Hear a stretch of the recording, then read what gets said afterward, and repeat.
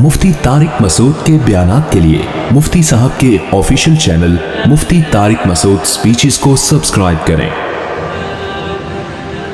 तो अल्लाह मियाँ ने भी ये कहा कि अगर हमने ये सब इंटरटेनमेंट के लिए करना होता तो हम कुछ और कर लेते।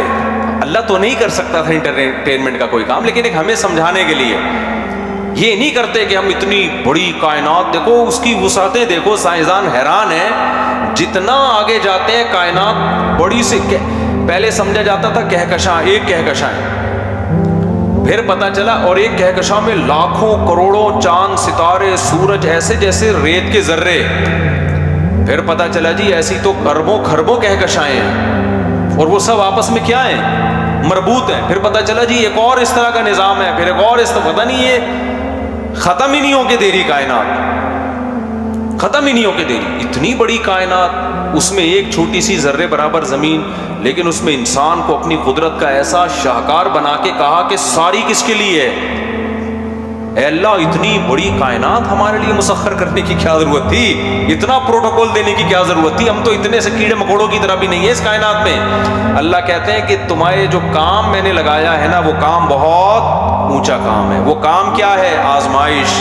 कौन अच्छा बन के आता है और कौन बुरा बन के आता है। अच्छे को ऐसी कामयाबी मिलेगी जो ना किसी आंख ने देखी, ना किसी कान ने सुनी और ना किसी के दिल में उसका वहम गुजरा, और बुरे को ऐसी नाकामी मिलेगी जो ना किसी कान ने सुनी, ना किसी आंख ने देखी। तो मेरे भाई, या तो कुछ भी नहीं है या फिर अल्लाह की बातें क्या हैं, ठीक है। तो इसलिए अब दो नजरियों में बहुत ज्यादा टकराव है, क्योंकि एक थ्योरी ऐसी है जो आपको बिल्कुल टेंशन फ्री बना रही है। वो थ्योरी है गोरे की कि कोई का आखिरत बाखरत कुछ नहीं है, सब मौलवियों की बातें। वो आपको क्या कर रही है, बिल्कुल टेंशन फ्री। अब्बा ओल्ड हाउस, अब्बा है ही नहीं, अब्बा बाबा उनके यहाँ तो अब्बा ही नहीं है ना भाई। इतना टेंशन फ्री कि अब्बा तो जब शादी होगी तो अब्बा होंगे ना, बगैर शादी के पैदा हो गए तो अब्बा होते भी है, नहीं भी होते, ये भी टेंशन नहीं लेनी। बस साइंसी तरक्की करो, आप चीज़ें ईजाद करो, बम बम फाड़ो, मरीजों का इलाज करो, शुगर की मेडिसिन ईजाद हो गई, कोरोना की वैक्सीन ईजाद हो गई, लाइफ को एंजॉय करो, पैसे कमाओ और मर के चले जाओ। वो अलग बात है, एंजॉय कर नहीं पा रहे हैं क्योंकि फितरत से बगावत कर ली ना।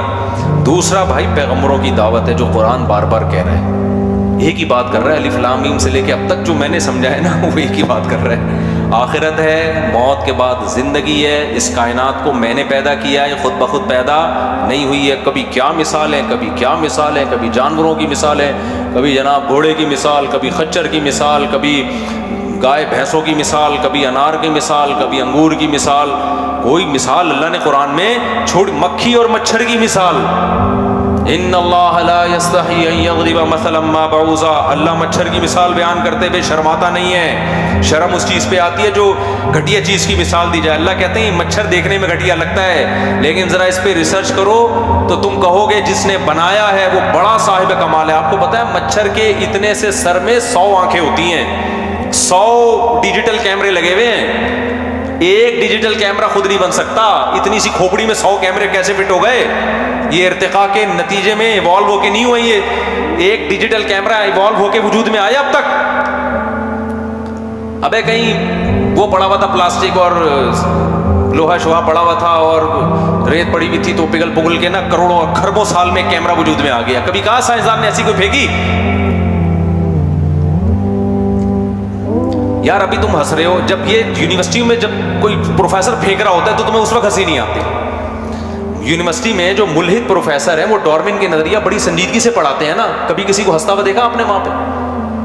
क्यों? आप पे एक जादू होता है यार, यूनिवर्सिटी में प्रोफेसर साहब झूठ नहीं बोल सकते। लेकिन वही प्रोफेसर अगर ये कह दे कि ये जो डिजिटल कैमरा है, आप पूछें सर ये कैसे वजूद में आया, तो भाई ऐसे वजूद में आया कि वंस अपॉन अ टाइम एक रेत पिघली थी, खरबों साल में ना पिघल के शीशा बन गई, फिर तूफान आते रहे दुनिया में तो वो शीशा जुड़, लेंस यूं करके आके आपस में जुड़ गए, फिर एक तूफान आया था, खरबों करोड़ों। साइंसदानों के पास सालों की कमी नहीं होती है, जहन में रखना। आप कह दो ना ये कैसे इत्तेफाक हो गया, कहते 20 करोड़ साल में हुआ है, तो 20 करोड़ में तो कुछ भी हो सकता है, 20 करोड़ साल में तो भागी बीवी भी वापस आ सकती है भाई। हम तो लोगों को ये बता रहे होते हैं बेगम भाग गई, हम कहते हैं 1-2 साल में आ जाएगी, 2 साल 3 साल 4 साल आ जाएगी इंशाल्लाह, कहीं नहीं जाने वाली। नहीं आई तो आप मर जाओगे इस दौरान, तो जरूरत ही नहीं रहेगी आपको। تو کروڑوں اربوں سال میں یہ ہوا. ابے بھائی کچھ بھی ہو, آپ نے پروفیسر صاحب سے پوچھا یہ کیمرہ کیسے بنا, وہ کہ ایسے بن گیا. آپ کو اتنی زور کی ہنسی آئے گی, آپ بولو گے سر آپ واقعی آر یو سیریس ریئلی سر. آپ نے گٹکا ایسا تو نہیں آج گٹکے کا ناغہ ہو گیا ہو آپ کا, چائے نہ ملی ہو آپ کو, بلکہ یہ تو آئس کا کیس لگ رہا ہے, یہ چائے وائے سے نہیں ہوتا ایسے. سر آج چھٹا لگانا تو نہیں بھول گئے آپ. لیکن وہی پروفیسر جب اس سے بڑا جھوٹ بولتا ہے کہ وسیم خود وجود میں آیا ہے کھربوں سال میں, ایک سیل تھا جو ترقی کرتے کرتے بندر بنا اور ہوتے ہوتے انسان بن گیا. وہ بھائی اس سے زیادہ ہنسی آنی چاہیے. سر کچھ خدا کے خوف کرو, کچھ پھینکنے سے پہلے سوچا کرو کس سے بغاوت کر رہے ہو, تم خدا سے لڑ رہے ہو جس نے بنا کے کہا کہ بتاؤ ام خلقوا من غیر شیء ام هم الخالقون, خود سے بنے ہو یا آٹومیٹک بن گئے, یہ تم نے اپنے آپ کو بنایا ہے. اس کا جواب ہے نہ ہم آٹومیٹک بنے ہیں نہ ہم نے بنایا, بنانے والا کوئی اور ہے. یہ تو بڑا زبردست لطیفہ ہے کہ آٹومیٹیکلی وجود میں اور ڈاروین کے نظریے کو جو مانتے ہیں نا, آپ نے تو صرف اتنا سا نظریہ پڑھا ہے, ذرا آپ اس کی ڈیٹیل میں جاؤ تو لطیفوں کی پوری کتاب بن سکتی ہے, وہ پوری لطیفوں کی کتاب. یہ چیتے پہ اتنے خوبصورت ڈیزائن کیسے بن گیا؟ وہ کہتے ہیں یہ ایسی جگہ بیٹھا کرتا تھا کہ سورج کی روشنی جو ہے نا وہ چھن کے آتی تھی. کئی سال تک یہ چیز اس کی جینز میں شامل ہو گئی, تو جہاں جہاں روشنی لگتی تھی وہ بلیک ہو گئی, جہاں جہاں روشنی لگتی وہ وائٹ ہو گئی.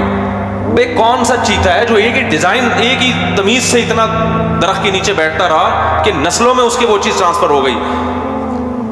تو یہ تمہیں بھی جہنم کا ایندھن بنائیں گے, خود بھی جہنم میں جائیں گے. سائنس کو فالو کرو, سائنسی ترقی سے فائدہ اٹھاؤ, سائنس کو اپنا باپ بنانے کی کوشش مت کرو. اتنا نہیں فری کراؤ کہ خدا کے مقابلے میں سائنسدانوں کو لے آؤ تم, یہ خود بھی جہنم کا ایندھن بنیں گے, تمہیں بھی مروائیں گے. یہ بھی کچھ ہے. یہ جو کتاب ہے نا پیغمبروں کو جو اللہ نے لاکھوں پیغمبروں کو بھیجا, یہ بھی ایک حقیقت ہے. اس کو بھی جناب تھوڑی سی اس کی طرف بھی توجہ کی کوشش کرو کہ کریٹر کیا کہہ رہا ہے, بنانے والا کیا کہہ رہا ہے. تو بنانے والا کہہ رہا ہے وما خلقنا السماء والارض وما بینہما لاعبین, ہم نے اس کائنات کو کھیل تماشے کے لیے پیدا نہیں کیا, آزمائش ہے انسان کی.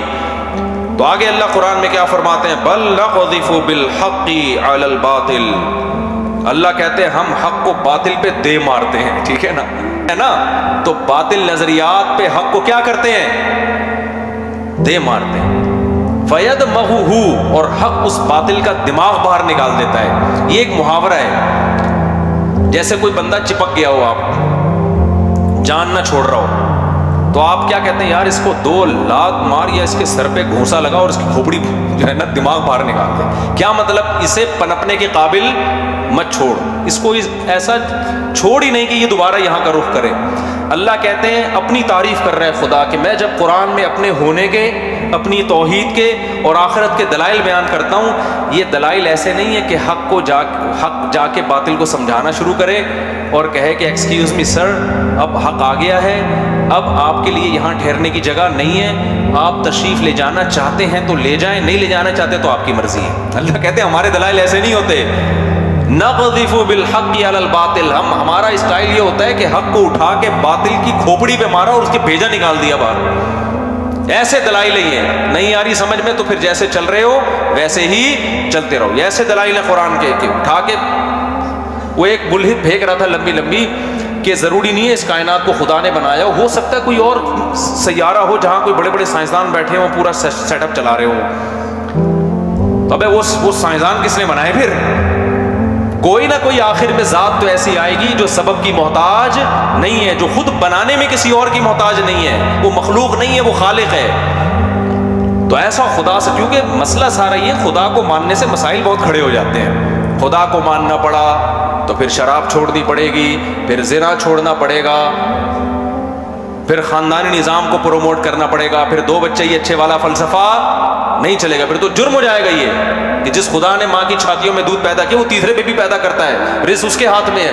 بہت ساری چیزیں چینج کرنا پڑیں گی, نماز پڑھنی پڑے گی, زکوٰۃ دینی پڑے گی, صدقات و خیرات کرنے پڑیں گے, بہت کچھ ہے آگے. تو جیسے پوری شریعت کی ایک تفصیل ہے, تو انسان نے بہترین راستہ تیار کیا, نکالا کہ یار اللہ کو ڈکشنری سے نکالو اور لائف کو کیا کرو, انجوائے کرو. پھر کوئی چھٹا لگا رہا ہے سکون حاصل کرنے کے لیے, کوئی بوتلیں پی رہا ہے, بالآخر مرتا بے سکونی میں ہی ہے.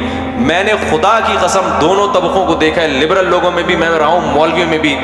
آپ مولویوں کو جتنا مرضی بلا بلا کہو نا، میں نے ٹینشن فری مولوی ہی دیکھے ہیں، ٹینشن دیتے بہت ہیں، فتوا لگا کے نا یہ دار اسلام دکھا رہے ٹانگیں چوڑی کرو پتلی کرو، اگلے کے پاس جاؤ گے رفع الیدین کرو، کیا کہ رفع الیدین نہیں کرو، ٹینشن کیا کر رہے ہیں؟ پارسل خود نہیں لیتے ٹینشن.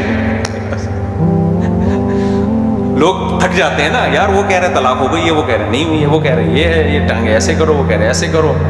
تو پبلک تو آتی ہے ٹینشن میں، لیکن خود میں نے مولوی کو کبھی ٹینشن میں نہیں دیکھا. خیر یہ اچھی بات نہیں ہے دوسروں کو ٹینشن دینا. خودکشی کا ریشو بتاؤ مولویوں میں نظر آیا کہیں آپ کو؟ حالانکہ تنخواہیں کیا ہوتی ہیں اتنی تھوڑی تھوڑی. میں جب یہاں آیا نا 2007 میں میری 4,500 تنخواہ تھی یہاں پہ.